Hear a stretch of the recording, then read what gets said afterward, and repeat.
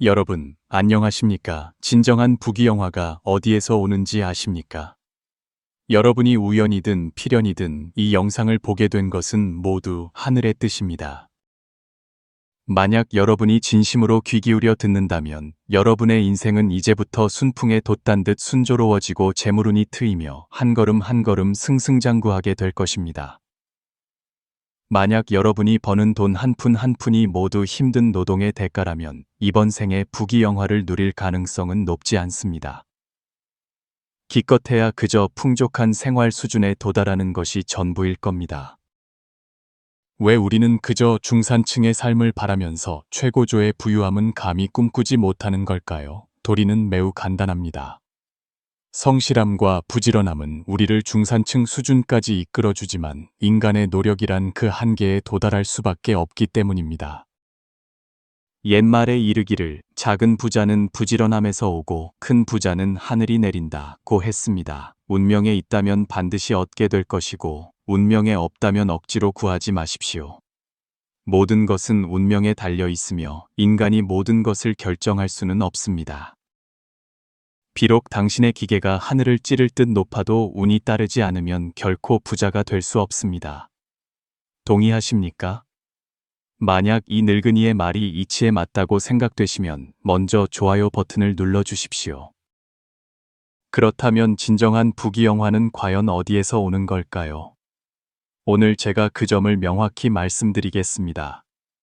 만약 여러분이 진정으로 이치를 깨닫는다면 여러분의 운명은 바뀔 것입니다. 낮은 차원의 인식은 돈을 버는 것이 능력의 표현이라고 생각합니다. 중간 차원의 인식은 돈을 버는 것이 인식의 표현이라고 생각합니다. 하지만 높은 차원의 인식은 돈을 버는 것이 바로 복덕의 현현이라고 생각합니다. 덕이야말로 진실된 근본입니다. 덕은 뿌리요, 재능은 가지다 라는 말처럼 말입니다. 부귀영화를 얻고자 한다면 그것은 하늘이 내려주는 것입니다. 그렇다면 어떻게 해야 하늘이 우리에게 선물을 내려줄까요? 먼저 여러분의 현재 복보는 단지 여러분이 쌓은 복덕에서만 오는 것이 아니라 조상의 복덕에서도 온다는 것을 알아야 합니다. 만약 여러분이 그 복을 함부로 써서 고갈시켜 버린다면 여러분의 자손들은 쓸 것이 하나도 남지 않게 됩니다. 이것이 바로 사람들이 부자는 3대를 못 간다고 말하는 이유입니다. 그러므로 만약 여러분이 자손들을 돌보고 그들이 오랫동안 복을 누리게 하고 싶다면 더 많은 선행을 쌓고 덕을 베풀어야 합니다. 만약 여러분이 덕을 쌓지 않는다면 자손들이 아무리 노력해도 중산층 수준을 벗어나기 어려울 것입니다. 아래는 가장 큰 덕을 쌓는 3가지 일입니다. 여러분이 몇 가지나 실천했는지 살펴보십시오. 단 한 가지만이라도 실천했다면 미래에 무한한 복보를 받게 될 것입니다. 만약 3가지 모두를 실천했다면 진심으로 축하드립니다. 여러분은 평안과 길상을 얻고 자손들 또한 가문을 빛내며 복록이 대대로 이어질 것입니다. 첫 번째 일은 부모님께 효도하는 것입니다. 부모님께 효도하는 것은 가장 간단하고 빠르게 선을 행하는 방법입니다. 부모님을 정성껏 대하면 가정이 화목해지고 재물운이 안정되며 귀인을 만나 도움을 받고 좋은 일들이 예기치 않게 찾아올 것입니다. 가장 빠르게 덕을 쌓는 것은 바로 부모님께 효도하는 것입니다. 왜냐하면 부모님은 인생 최고의 복받치기 때문입니다. 부모님이야말로 이 세상에 살아계신 부처님이시니 무엇 때문에 천리길을 멀다 않고 영산에 가서 예를 올릴 필요가 있겠습니까? 효심 깊은 자식은 운명이 아무리 고달파도 복 기운이 막힐 수 없습니다. 부모님은 모든 불운을 진압할 수 있는 2개의 복산과 같고 모든 가난을 구제할 수 있는 복된 바다와 같습니다. 부모님께 효도하는 사람은 4가지 선한 과보를 받게 됩니다. 단정한 용모, 왕성한 건강, 병 없는 평안, 그리고 건강한 장수입니다. 두 번째 일은 항상 길한 말을 하는 것입니다. 한마디의 따뜻한 말은 겨울 내내 온기를 줄 수 있고 한마디의 악한 말은 한여름에도 사람을 오싹하게 만들 수 있습니다. 항상 좋은 말을 하는 것은 선한 씨앗을 심는 것이며 당신은 다른 사람으로부터 좋은 말을 돌려받게 될 것입니다. 선한 말과 선한 행동은 인생길을 점점 더 넓게 열어주고 운기를 점점 더 왕성하게 만듭니다. 악담을 하는 것은 스스로에게 독을 먹이는 것과 같습니다. 욕설을 자주 하는 사람은 업이 무거운 사람으로 복이 있더라도 소모될 것이며 다른 사람에게 상처 주는 말을 해서는 안 됩니다. 공손하게 말하는 것이 바로 선을 행하고 덕을 쌓는 것입니다. 만약 어떤 사람이 항상 듣기 거북한 말을 한다면 그 사람의 운명 또한 나빠질 것입니다. 좋지 않은 말은 바로 악한 구업을 짓는 것이며 많이 쌓이면 조만간 과보를 받게 됩니다. 입은 칼 같아도 마음은 두부 같다는 핑계를 대지 마십시오. 선량한 사람은 악독한 말을 하지 않습니다. 좋은 말을 하면 좋은 인연을 맺고 행운을 불러들입니다. 세 번째 일은 선행과 보시를 하는 것입니다.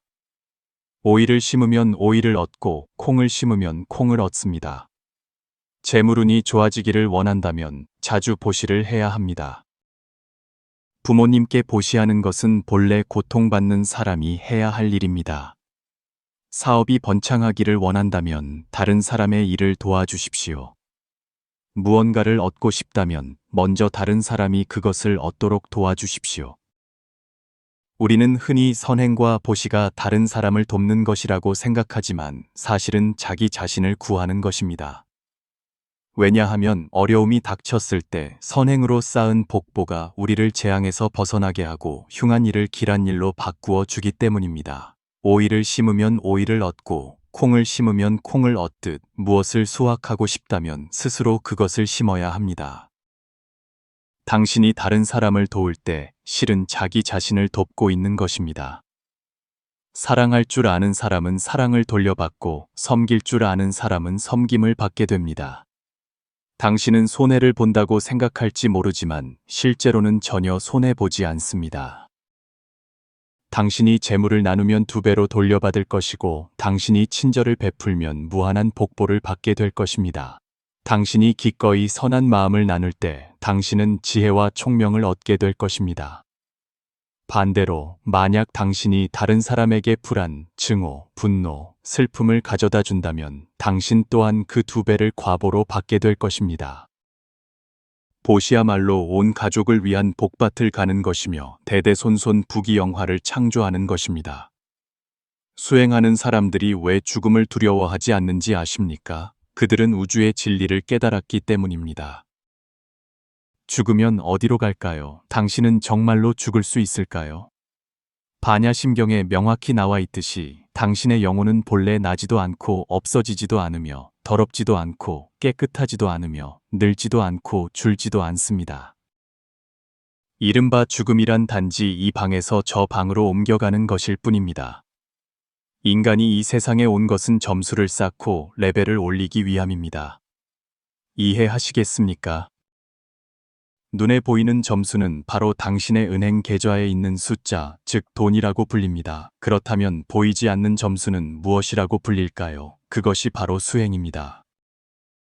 제가 여러분에게 말씀드리고 싶은 것은 평범한 사람은 오직 은행 카드 속의 숫자에만 신경 쓰지만 진정한 수행자는 항상 자신의 복보 장부 속의 숫자에 주목한다는 것입니다. 인간이 한평생 사는 것은 수행을 위함입니다. 살아있는 사람은 수행해야 하며 심지어 동물도 수행이 필요합니다. 옛날에 한 여우가 있었습니다. 이전에는 수행이라는 것을 전혀 몰랐습니다. 문득 어느 날 한 사찰에서 부처님이 나타나 가르침을 내리셨습니다.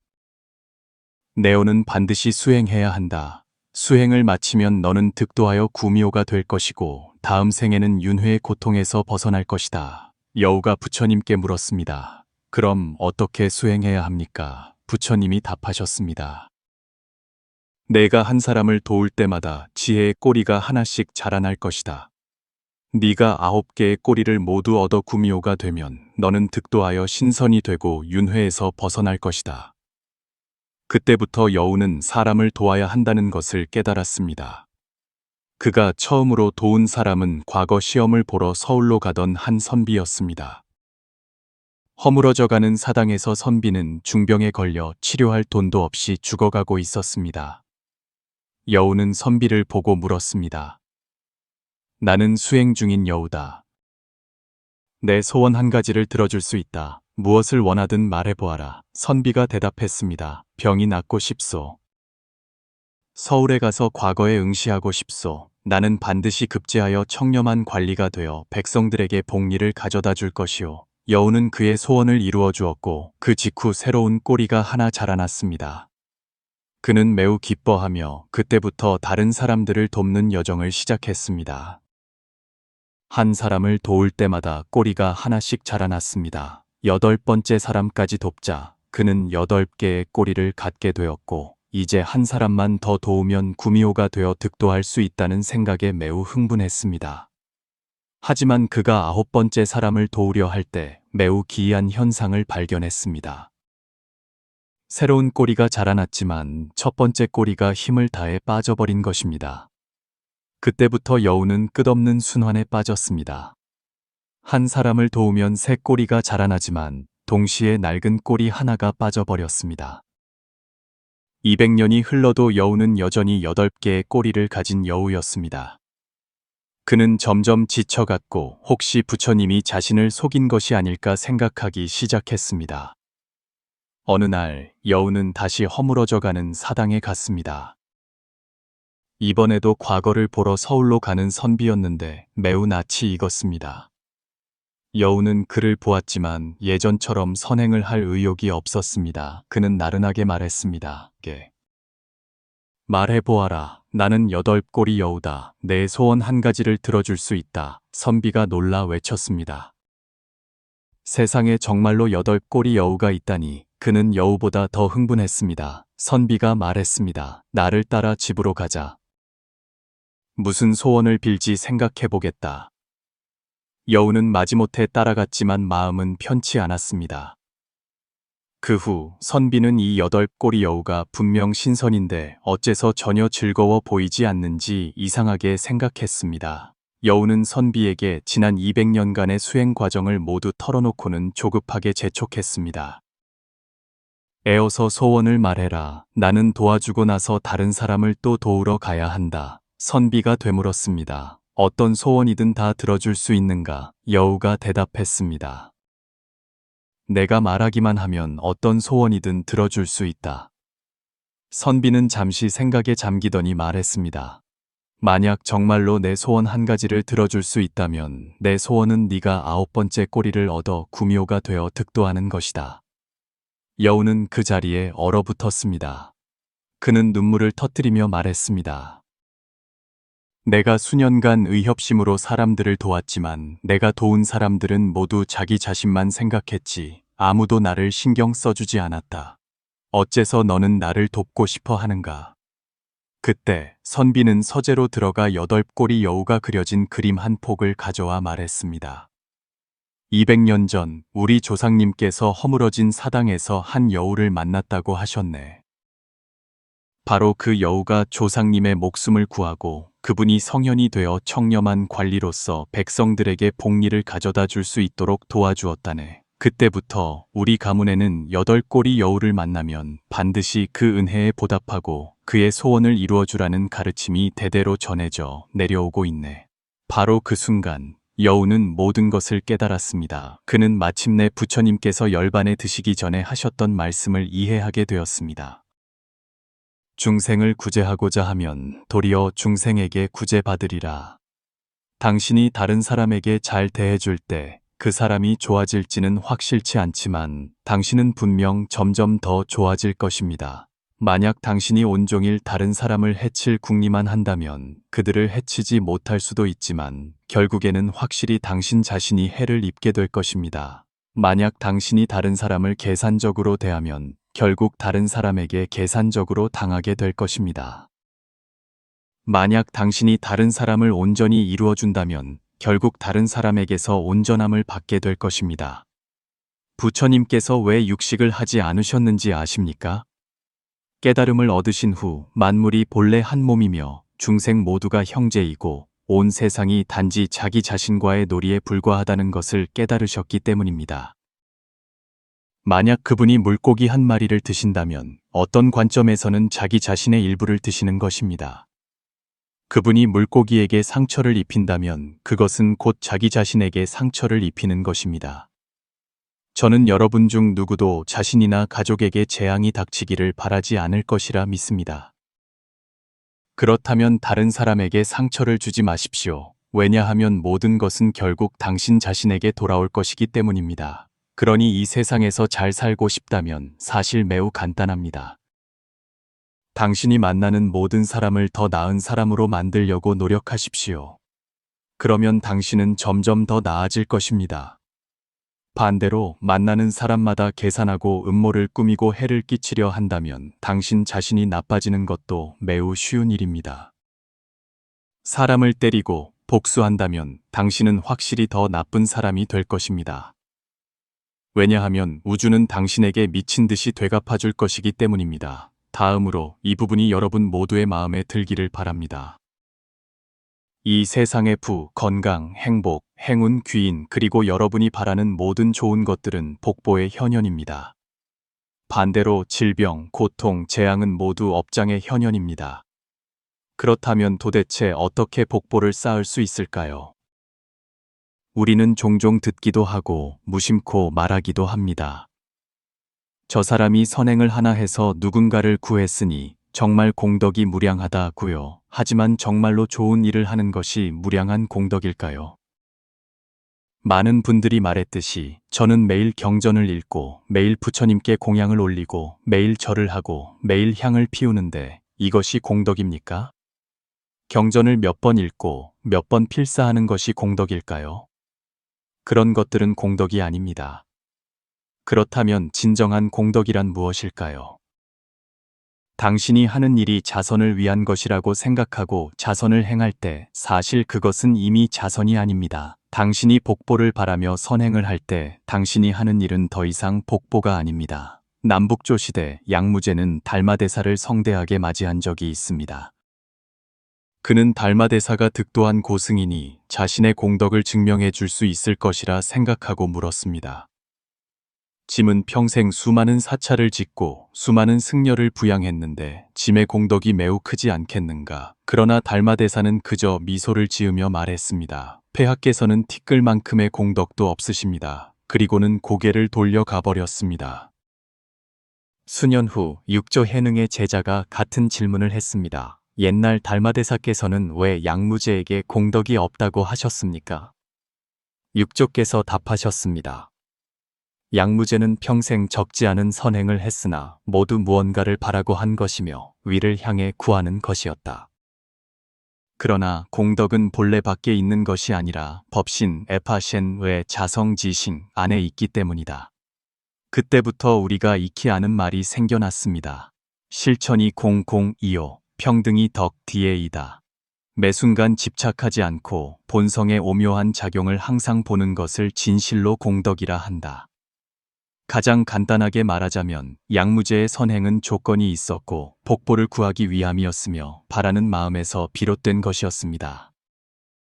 일단 바라는 마음이 있으면 그것은 더 이상 참된 마음이 아닙니다.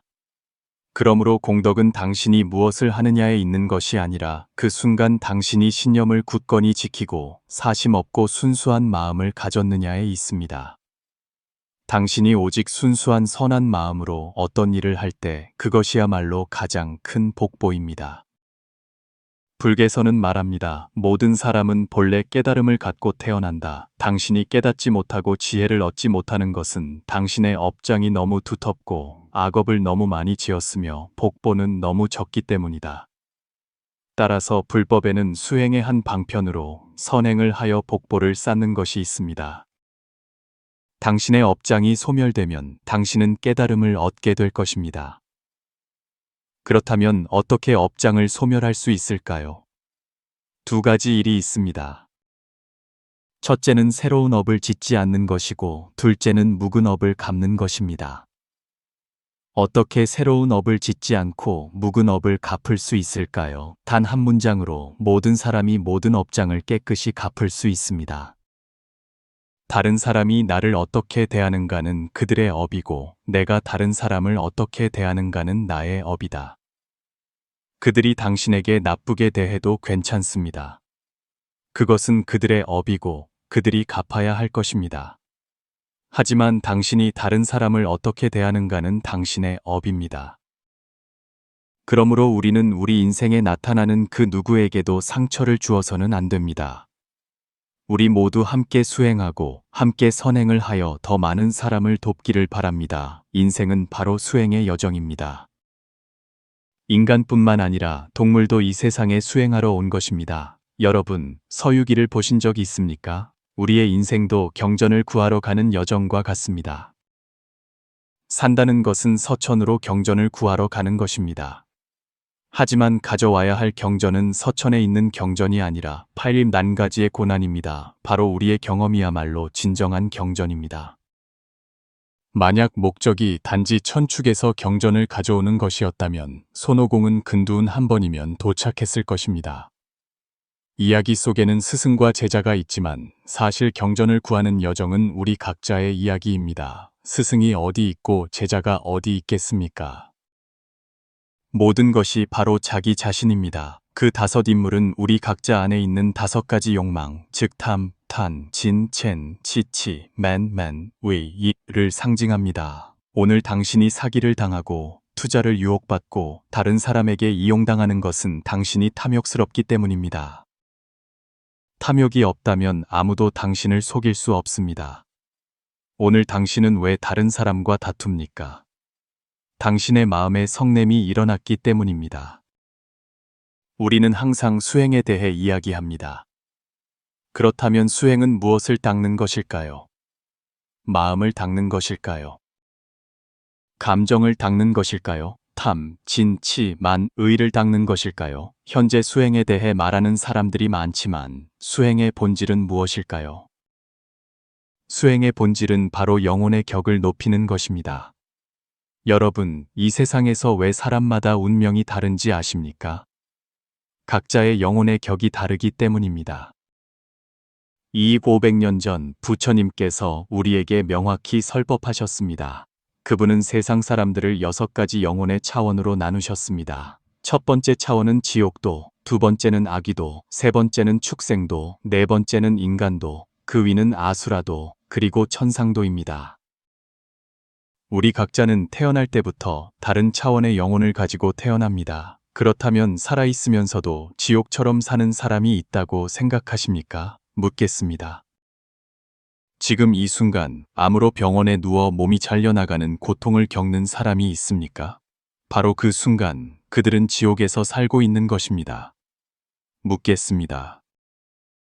지금 이 순간 교통사고를 당한 사람이 있습니까? 그것이 바로 지옥입니다. 이 인간 세상이 바로 지옥입니다. 그리고 세상의 악귀는 바로 아무리 먹어도 만족을 모르는 사람들입니다. 세상에 그런 사람이 있습니까? 아주 많습니다. 돈이 없을 때는 100만 원만 있으면 부모님께 효도할 텐데 라고 말합니다. 100만 원이 생기면 1000만 원을 원하고 1000만 원이 생기면 1억 원, 그리고 10억, 100억, 1000억 원을 원합니다. 돈은 벌었지만 사람은 죽습니다. 언제까지 벌어야 만족할까요? 그것이 악의가 아니고 무엇이겠습니까? 왜 항상 사기를 당하는 사람이 있을까요? 당신이 탐욕스럽기 때문입니다. 바로 당신이 탐욕스러워서 사기를 당하는 것입니다. 만약 당신이 영혼의 격을 높이지 않는다면 평생 동안 계속 사기를 당할 것입니다. 그래서 제가 말하고 싶은 것은 우리가 수행을 통해 탐욕을 끊을 수 있을까요? 물론입니다. 탐욕은 단지 하나의 형상, 액상일 뿐입니다. 만약 당신이 계속 그 형상에 매달려 수행한다면 그것은 원숭이가 달을 잡으려는 것과 같습니다. 물속의 달 그림자, 거울 속의 꽃일 뿐입니다. 예를 들어 게임에서 괴물을 한 마리 죽이고 나아가면 또 다른 괴물이 나타납니다. 결과적으로 우리는 다시 돌아가게 되고 그 요괴가 다시 나타난 것을 발견하게 됩니다. 그렇다면 어떻게 첫 번째 스테이지의 요괴를 완전히 없앨 수 있을까요? 두 번째 스테이지로 승급하기만 하면 첫 번째 스테이지의 요괴는 즉시 사라집니다. 하지만 그러면 두 번째 스테이지의 요괴가 나타납니다. 여전히 같은 말입니다. 죽여도 끝이 없습니다. 당신이 세 번째 스테이지로 올라가야만 두 번째 스테이지의 요괴가 즉시 사라집니다. 그렇지 않습니까? 그래서 여러분께 말씀드리고 싶습니다.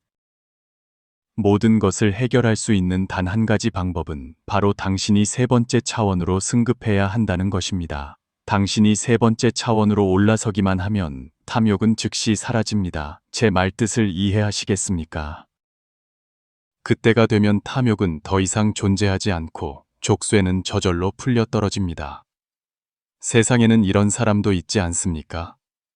제가 분명히 1 더하기 1은 몇이냐는 것처럼 간단하게 설명하는데도 모두가 이해하는데 유독 그 사람만 이해하지 못합니다.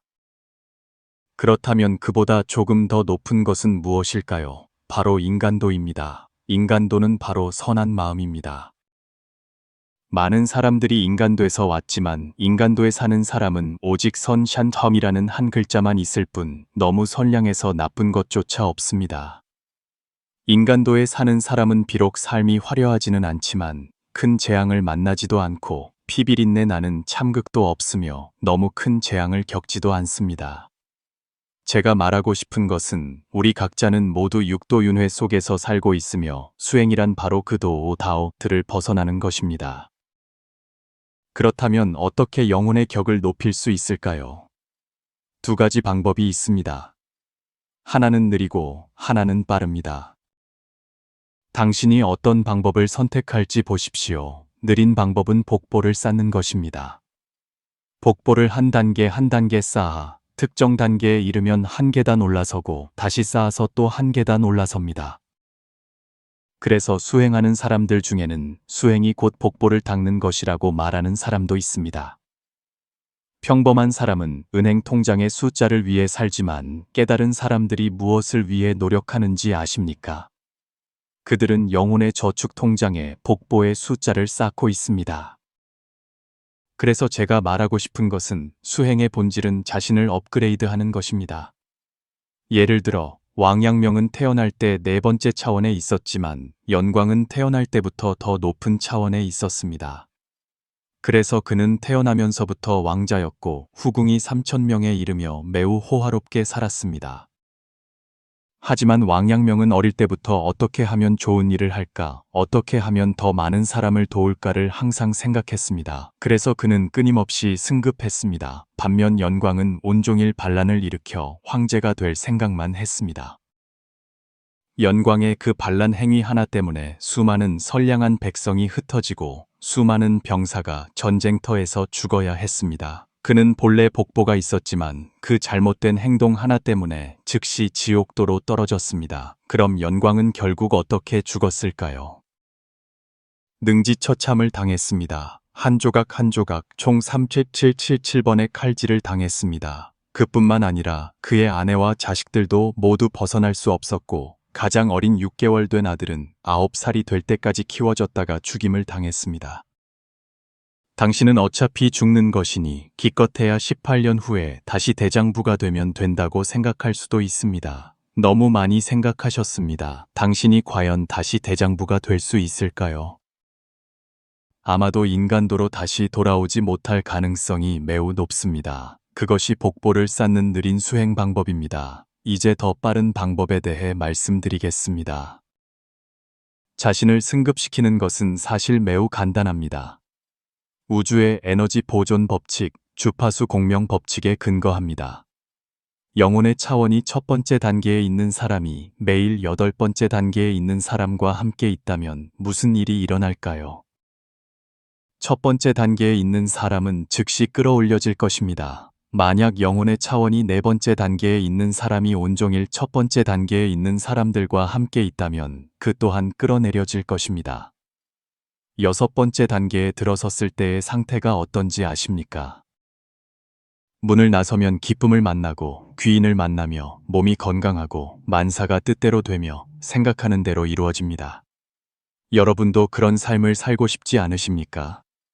그러므로 수행의 본질은 바로 영혼의 격을 닦는 것입니다.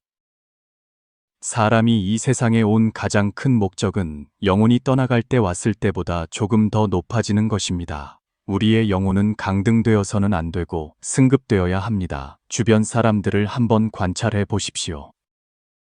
성현의 문화를 배우지 않은 대부분의 사람들은 업을 쌓고 먹고 마시고 즐기다가 떠날 때가 되면 그들의 영혼은 강등됩니다. 하지만 지금 우리는 이런 것들을 수행하고 있으니 떠나는 날 우리의 영혼은 승급될 것입니다. 그것이야말로 이 세상에 온 유일한 목적입니다. 이 육신을 빌려 자신의 영혼을 높이는 것입니다. 선한 일을 많이 하고 조금 더 친절한 마음을 가지십시오. 사람은 진정으로 자신의 선한 마음만을 가져갈 수 있습니다.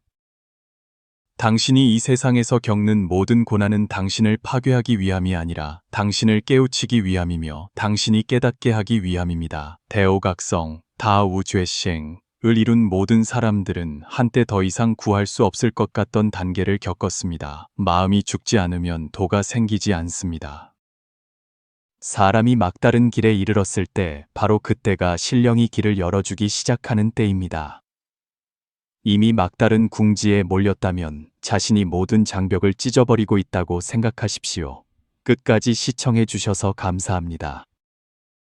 오늘 영상이 당신에게 도움이 되었다면 저를 응원하기 위해 좋아요를 눌러주시고 제 영혼을 승급시켜 주소서라고 한마디 남겨주십시오. 이 자리를 빌어 당신의 마음속 생각이 이루어지고 복보가 원만하며 선한 인연이 가득하기를 기원합니다. 아직 채널을 구독하지 않으셨다면 오른쪽의 구독 버튼을 눌러 저희와 더 깊이 연결되십시오. 기꺼이 공유하여 선한 지식을 널리 퍼뜨리면 그 공덕이 무량할 것입니다.